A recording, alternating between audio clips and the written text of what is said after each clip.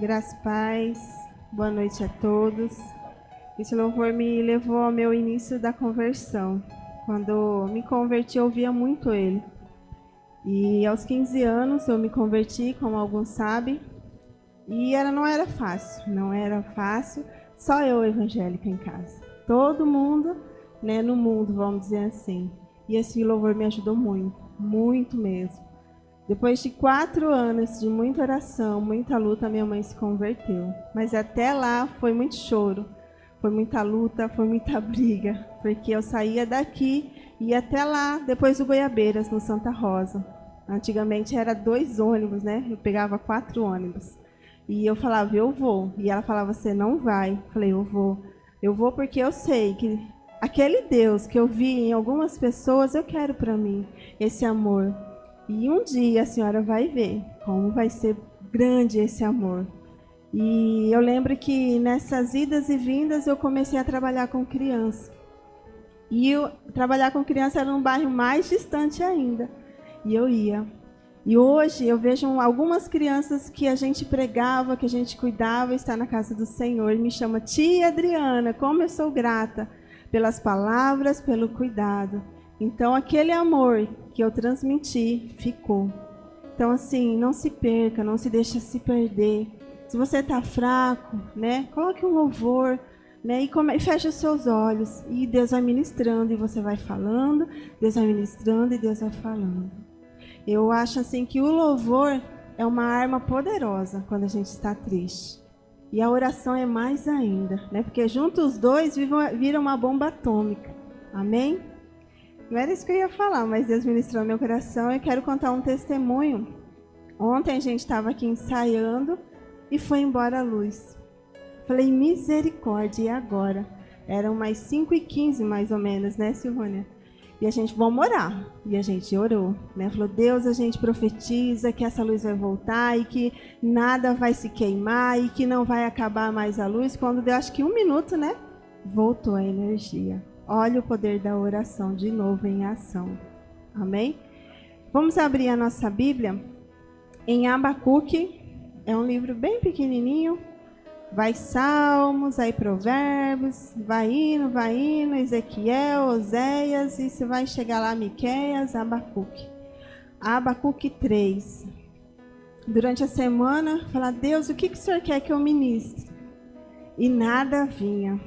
E hoje eu falei, Deus, e aí, como que vai ser? E o amor falou, calma, Deus vai ministrar. E eu já estava nervosa, com dor de cabeça. Falei, Deus, e agora? O que eu vou levar? O que o Senhor tem para ministrar na minha vida primeiro, para depois ministrar na igreja? Aí ele falou assim, faz o que você faz de rotina. Comecei a passar roupa e coloquei um louvor. E veio a palavra, Abacuque 3, versículo 17 ao 19. Veio através de uma canção. E que fala assim, ainda que a figueira não floresça, nem haja fruto na vide, o produto da oliveira minta, e os campos não produzam mantimento, as ovelhas sejam arrebatadas do aprisco, e nos currais não haja gado. Todavia, eu me alegro no Senhor, exulto no Deus da minha salvação. O Senhor Deus é a minha fortaleza e faz os meus pés como os da corça e me faz andar alteiramente. O versículo 19 que me pegou. O Senhor Deus é a minha fortaleza e faz os meus pés como o da corça e me faz andar alteiramente. Amém? E eu falei, ai Deus, eu vou falar sobre isso. Eu falei, mas esse versículo, muitos pregadores já pregaram. E eu falava assim, pai, mas o Senhor já falou tantas coisas naquele altar. O que eu vou falar? O que sobrou para mim falar?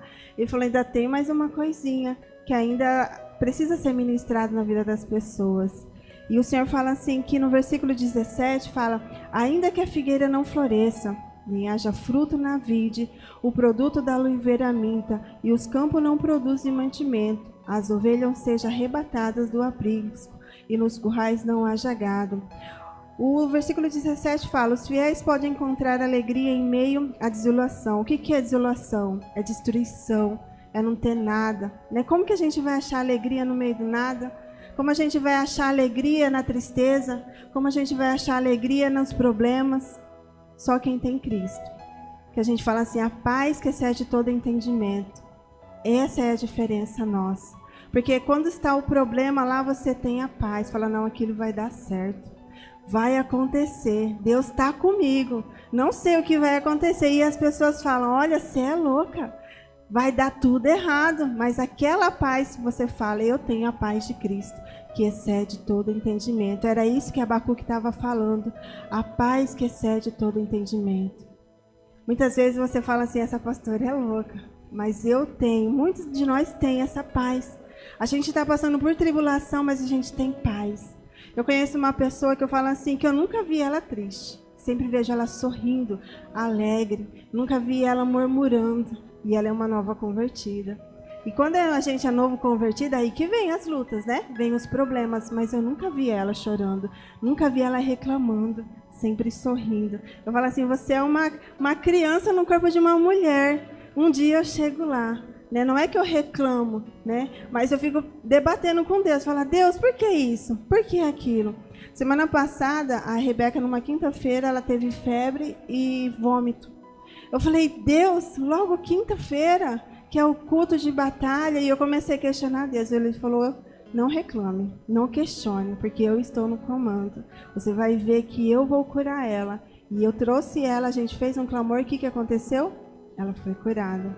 E quando foi no domingo, Estevão com febre. Fala, Deus, não, eu preciso dormir, eu preciso descansar. Porque quando a criança está doente, a criança não dorme. Criança, né, que é só a mãe. E ele com febre, eu falei, não, Deus, e agora? Deus falou, calma, calma, que tudo vai dar certo. E o que aconteceu? Estevão está curado, não teve febre, a garganta dele, né, desinflamou. Mas porque a gente, primeiro, em vez de buscar a Deus, a gente busca reclamar, a murmurar e a perguntar, Deus, por que isso? Por que aquilo? Mas fala, não, Deus, está em tuas mãos. E esse verso descreve a desolação da terra e a consequência, fome, cansada pela invasão dos babilônios. Todas as plantas, os animais mencionados eram básicos para a sobrevivência e a destruição dele. Mostrou o julgamento de Deus sobre o povo por causa do pecado, com o juízo do Senhor, como o juízo do Senhor era justo e temporário. Vocês lembram da Babilônia? Que o Senhor trouxe a desolação? Por quê? Por causa do pecado, por causa da desobediência. Muitas vezes acontece nas nossas vidas coisas que não era para acontecer, mas acontece por nossa desobediência.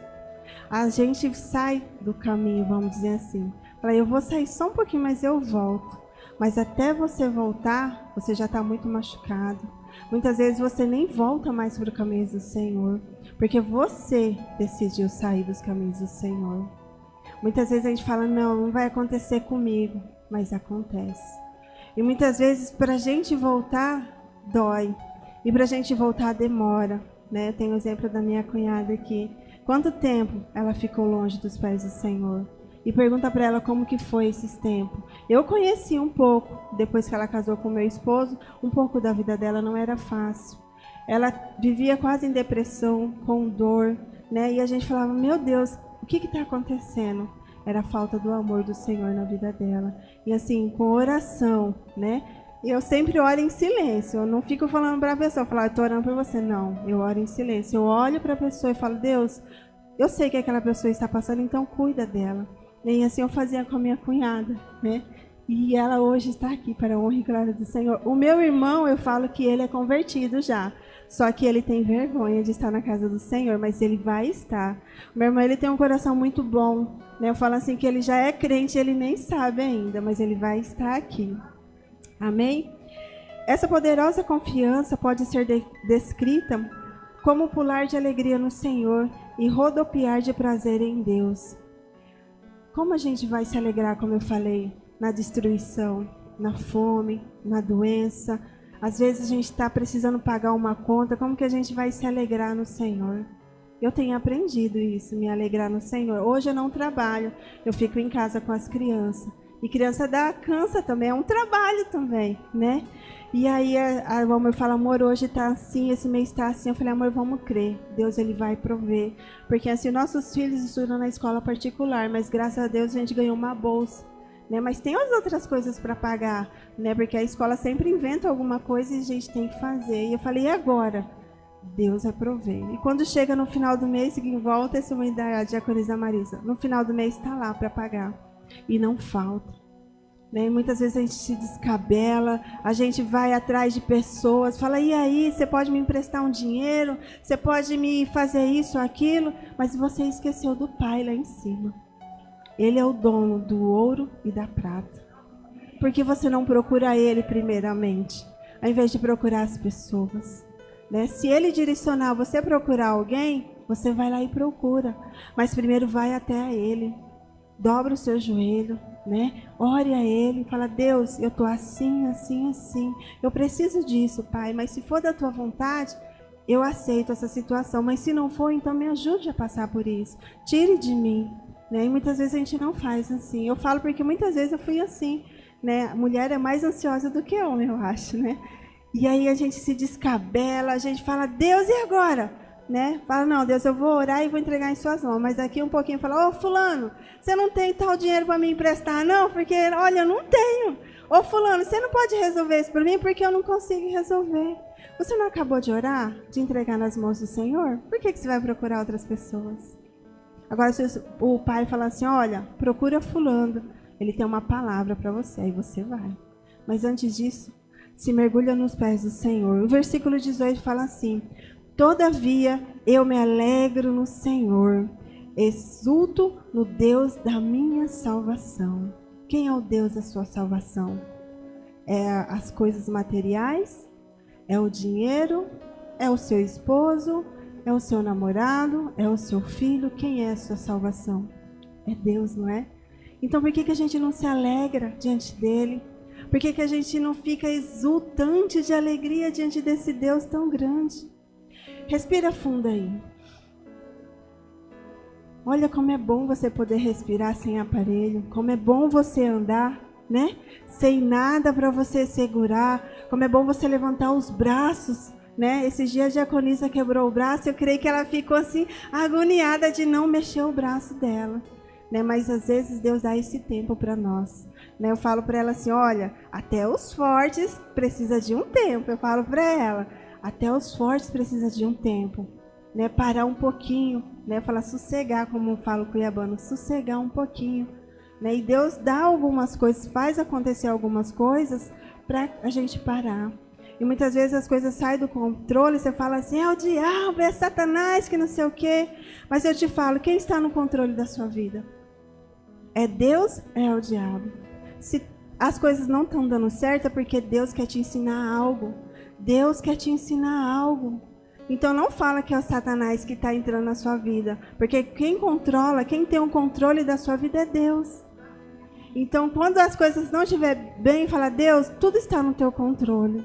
Né? Eu creio que as coisas vão dar certo. O Senhor é o Deus da minha salvação. Eu exulto de alegria, mesmo diante dos problemas que eu tenho enfrentado. Agora é o final de ano, né? E a gente tem que refletir em tudo que a gente fez durante o ano. Ontem, na pregação da diaconisa, ela fez uma pergunta. Você já ganhou uma alma para Jesus? Aí eu fui lembrar, né? Fui lá em janeiro até aqui. Falei, opa, glória a Deus, eu ganhei 1, 2, 3. Glória a Deus. E eu fiquei tão feliz. Mesmo se eu tivesse ganhado uma alma, eu fiquei tão feliz. Né? E você? Quantas vezes você falou do amor de Deus para as pessoas? Mesmo que elas não aceitaram, mas a semente foi plantada ali. Né? Igual a diaconisa Marilyn. Diaconisa já, né? A Marilyn contou o testemunho aqui que ela plantou uma semente no coração de uma amiga dela. E depois de 2 anos, o que veio? Eu me batizei, eu me converti. Então, assim, falar do amor de Deus é tão gratificante. Né? É tão assim satisfatório, porque você está falando de algo que você vive, não é algo que assim só de palavras. E muitas vezes as pessoas te perguntam, por que você é assim? Já me perguntaram, por que você é assim? que você tem? Eu falei, eu tenho um Deus que me guarda, um Deus que Ele me protege, um Deus que supre todas as minhas coisas. E a pessoa falou, eu quero esse Deus. Eu falei, opa, então vamos lá. Aceita Jesus? Aceito. Então, glória a Deus por mais uma vida. Amém? No versículo 19, é só uma reflexão, eu sempre falo, é só uma reflexão, né, o que Deus ministrou hoje à tarde no meu coração. O versículo 19 fala assim, o Senhor Deus é a minha fortaleza e faz os meus pés como o da corça e me faz andar alteiramente. Quem sabe o que é uma corça? É uma ave, é um mamífero? O senhor sabe, então fica ó, quietinho. E quando eu lia antigamente, né, eu falava, mas o que é essa corça, né? Que anda ligeiramente, né? E eu fui pesquisar. No final eu vou mostrar o que é essa corça. E eu fiquei encantada. É um ser, não vou falar, vou acabar falando, mas não vou falar. É um ser assim que você não dá nada por ela. Não dá. Mas ela é ligeira. Ela é ligeira. E ela vai atrás de água longe. E você tem ido atrás da fonte da água? Quem que é a nossa fonte da água? É Jesus. É o nosso Deus. Quando você está com sede, o que você faz? Você vai dormir? Você vai sair para esparecer a cabeça? Você vai conversar com o amigo ou você vai conversar com Deus? Deus, Ele fala muito quando eu estou fazendo serviço de casa. O amor fala, para um pouco, que não sei o quê. Mas é nesses momentos que Deus fala comigo. Eu estou lavando vasilha, Deus fala comigo. Eu estou passando uma roupa, Deus fala comigo. Eu estou lá no banheiro, Deus fala comigo. Um dia eu estava lavando vasilha e o Senhor falou assim, para o que você está fazendo e vai orar para aquela pessoa. O nome dela é Andréia. Eu falei, mas por quê? Eu nem converso com ela. Vi ela uma vez, que é lá do serviço do meu esposo. Eu falei, tá bom, eu vou orar. E eu orei por ela e mandei um áudio de oração. Aí falei assim, Deus mandou falando assim. E à noite ela falou, irmã Adriana, obrigada pela oração. Porque naquele momento que você orou por mim, eu estava passando por um turbilhão de coisa no meu serviço. Então, assim, no momento que Deus fala assim, ora, vai lá e para e ora. Ora por fulano, vai lá e ora. Eu confesso, assim, que eu não gostava de orar. No começo da minha conversão, faz 15 anos. O meu pastor falou assim, ora. Ah, pastor, eu não gosto de orar. Orar pra quê? Eu nem sei orar. Mas ele falou, você vai ver que um dia você vai gostar de orar. E hoje eu amo orar. Se deixar, eu oro, eu ministro, eu gosto de fazer muita coisa. Então, assim, o nosso hábito, a nossa rotina de buscar intimamente ao Senhor vai virando algo prazeroso, não vai virando algo pesado. No início você pode falar, mas é tão maçante ficar ali orando, eu nem sei o que falar com Deus. Mas Deus, Ele vai colocando palavras na sua boca. Muitas vezes eu estou orando com as pessoas, eu falo, mas Deus, é isso mesmo? Aí eu termino de orar e falo, Deus, é isso mesmo? Ele é. Pergunta para ela, fulano, é isso? É isso, tudo que você falou, Deus confirmou, é isso que está acontecendo. Então isso é um hábito, é uma rotina que você tem com Deus. As coisas não vão acontecer assim no estralo. Eu falo assim que depois que a gente converte, parece que as coisas aí não é pior. Deus, Ele está ajeitando as coisas, Ele está arrumando aquela casa bagunçada. Né? Vamos colocar de volta, né? Tirar o que não presta e colocar o que presta. Né? Colocar as coisas boas, que é de mim. Né? Então, voltando à corça. A corça é um bicho assim que vocês vão ver que falar, eu não imaginava que era isso, não. Eu imaginava outra coisa. Mas eu sei que algumas pessoas imaginam a mesma coisa que eu imaginava. Coloca aí, pastor, fazendo favor.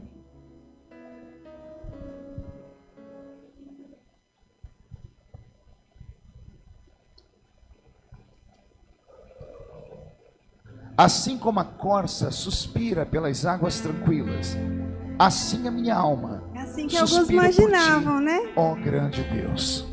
Amém. Fecha a Bíblia. Irmãos, eu duvido que algum dia você não ouviu falar sobre esse animal corça, ou em qualquer lugar na igreja ou qualquer outro lugar, e você não imaginou que era um pássaro batendo as asinhas, chegando na areia, batendo as asinhas e indo para a praia, igual eu.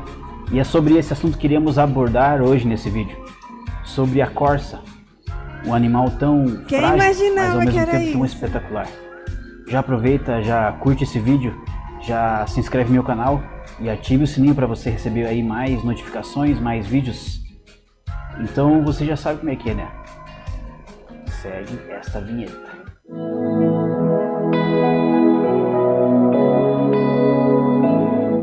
A corça ou corso é um mamífero artiodáctilo da família dos cervídeos que vivem na Europa, Ásia Menor e na região ao redor do Mar Cáspio, considerado várias vezes o maior mar do mundo.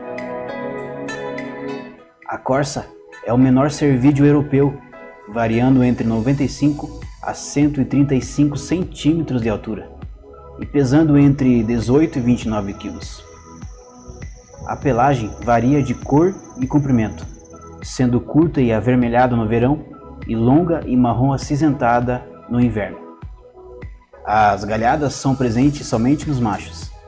São curtas e pontiagudas, usadas na disputa por fêmeas durante a época da reprodução no verão. No outono, as galhadas caem para crescerem novamente na primavera. A média de vida de uma corça é de 8 a 14 anos no máximo. Esses mamíferos se alimentam de plantas, folhas e casca de árvores. São animais solitários que preferem realizar as suas atividades entre o nascer e o pôr do sol. A corça é um animal de olfato privilegiado, que lhe possibilita sentir o cheiro da água a quilômetros de distância e também a metros abaixo da terra. Em algumas regiões desérticas na África, o homem construiu empresas com quilômetros de aquedutos pela superfície terrestre, e as corças sedentas, ao sentirem o cheiro, correm por cima das tubulações em busca da água. A corça não apenas tem sede das águas, mas ela precisa para se proteger dos predadores, pois o seu cheiro atrai muitos deles. Então, essa sede que ela tem é a sua característica marcante. A água para ela é sobrevivência, refúgio e segurança. Não é à toa que na Bíblia a corça é citada algumas vezes. Vamos pegar a Bíblia e ler Salmos 42, versículo 1. Se você tiver a sua Bíblia, a minha versão é King James. Salmos 42, versículo 1. Assim como a corça anseia pelas águas, assim suspira a minha alma por ti, ó Deus. Com certeza Davi tinha uma visão bem mais ampla da corça do que nós, pois ali nas regiões desérticas de Israel, eram regiões também com bastante rios e lagos. Eu fico a pensar Davi nas caminhadas que ele teve com Deus ali no deserto. Ele certa vez deve ter avistado uma corça correndo em busca das águas. E com certeza, na conversa que ele teve com Deus ali naquele momento, ele deve ter escrito com esses salmos com tanta sede no coração. Ele falou: Senhor, assim como essa corça está correndo agora em direção a essas águas com tanta sede, assim agora, nesse momento, eu tenho essa sede por ti, Senhor. Em Abacuque também temos um versículo que fala sobre a corça. Mais uma vez aqui é mencionada a corça. Abacuque, capítulo 3, versículo 19. Deus é a minha força. Ele faz os meus pés como os da corça e me fará andar sobre as minhas alturas. Uma outra característica desse animal é que ele corre muito bem por lugares extremamente tortuosos e de difícil acesso, entre pedras e montanhas, lugares onde os seus predadores quase não conseguem ir. Então ela corre para as águas para matar a sua sede e se proteger, e também corre para lugares altos e tortuosos, onde também se protege.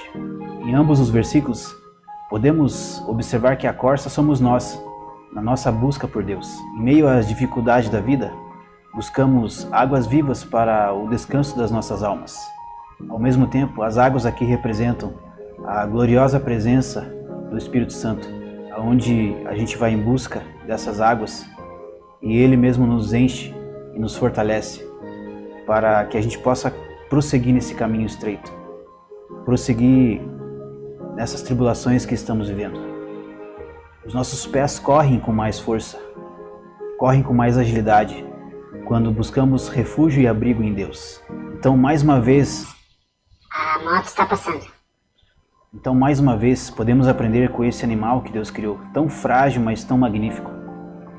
que precisamos buscar a Deus com fome e sede em nosso coração e ir correndo muito rápido em direção às águas do Espírito Santo. Sem buscar isso, sem beber essa água, poderemos ficar muito vulneráveis aos predadores que nos cercam nesse mundo, predadores que são os inimigos da nossa alma. Que o Senhor possa encher os nossos corações de fome e sede por Ele, assim como está escrito em Salmos 42:1, assim como a corça anseia pelas águas, que o nosso coração, que a nossa alma possa ansiar pelo nosso noivo, pelo nosso Jesus. Deus te abençoe. Amém. Viu que minuto de, vamos dizer assim, de sabedoria e de conhecimento, né? Algo que me chamou muita atenção, as características dela, né? O cheiro. Qual o cheiro que você está exalando, né? Será que é o cheiro da fé? É o cheiro do otimismo? É o cheiro do amor do Senhor? Que quando o inimigo sentia esse cheiro, ele falou, opa, ali eu não vou não. Porque aquela ali ou aquele é de oração, aquele busca o Pai, então eu nem vou tocar nele, nem vou tocar nela, porque ele exala um cheiro forte, que é de oração, que é de fé, de otimismo, que tudo vai dar certo, porque tem um Deus lá no céu, né? E a sede, né? O cheiro da água, né? Ele sente longe, né? E o seu olfato com Deus, como é que tá? Quando você precisa, sente sede do Senhor, né? O que você faz? Você vai buscar Ele de todo o teu coração, porque quando a gente está naquele, vamos dizer, no fundo do poço, a gente clama, a gente busca, a gente se descabela, fala, Deus, agora eu vou fazer isso, eu vou fazer aquilo. Mas quando a gente está bem, parece que aquele cheiro, aquela sede por Deus cessa. Né? E a gente tem que ter esse cheiro e essa vontade de beber a água do Pai todos os dias, toda hora. Né? Não é só nos momentos difíceis. Nos momentos difíceis é muito fácil. A gente tá lá, né? Chora, a gente ora, a gente faz promessa, a gente faz tudo. Mas e depois que passa? Você cumpre essas promessas? O Senhor manda te perguntar. Aquelas promessas que você fez lá atrás, quando você estava lá no fundo do poço, você está cumprindo?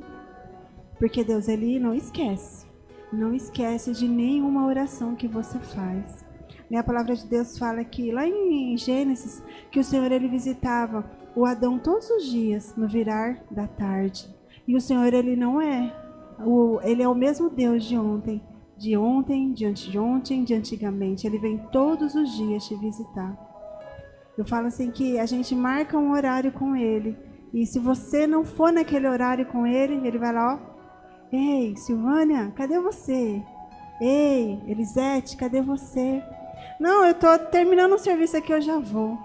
Passa a hora, passa o dia e você esqueceu da sua oração. Você esqueceu do momento de oração. Você esqueceu do momento da sua adoração, da sua entrega. Que possamos aprender com a corça, né? Ir lá para lugares altos. Onde é o lugar alto? É no seu lugar secreto com o Pai. Ali é o seu lugar alto. Porque ninguém vai poder tirar aquele momento com você. Eu falo que todos os cultos têm que ser diferentes em nossas vidas. Todas as palavras têm que ser diferentes.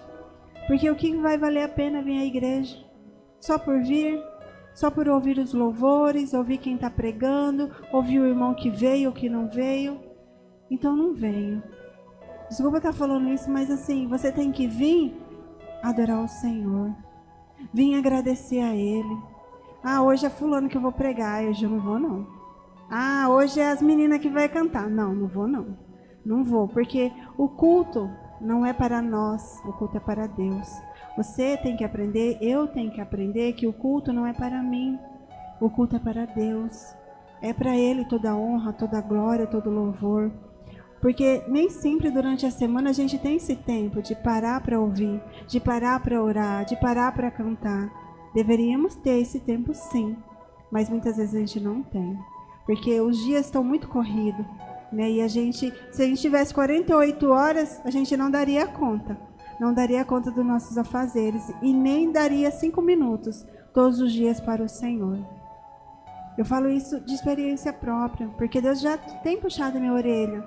Olha, você tem que parar um pouco, né, para me ouvir, para me buscar, né, para eu falar com você. Muitas vezes a gente quer ser usada por Deus, mas não quer parar para Ele falar conosco. Muitas vezes Deus quer ministrar algo no teu coração, sozinho, só você e Deus. Não aqui só na igreja. Eu aprendi que durante a semana a gente vai enchendo. E quando chega no domingo ou no sábado ou um dia de culto, você se transborda. Muitas vezes a gente faz ao contrário. Domingo eu vou começar a me encher.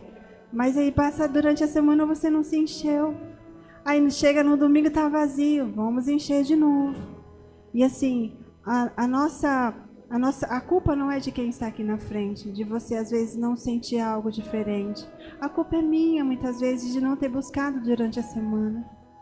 Então que possamos aprender com a Corsa, né? Ir ligeiramente aos pés do Senhor, ter aquela sede, aquela fome de estar na presença dEle, de buscar Ele todos os dias. Amém? Vamos colocar em pé? Eu falei que é só uma reflexão, né? Eu gosto muito de ministrar, de orar, né?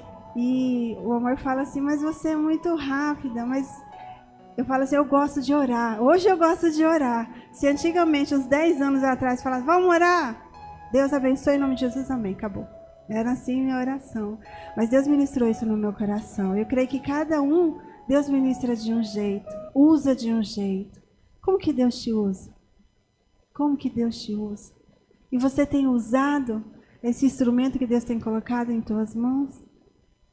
Você tem buscado mais e mais o Senhor? Eu fiquei sabendo que tem uma irmã aqui que tem buscado muito. E continue, irmã. Continue buscando mesmo ao Senhor. Não pare de buscar Ele. Pode colocar o louvor? Enquanto esse louvor ele vai tocando, eu quero que você feche os seus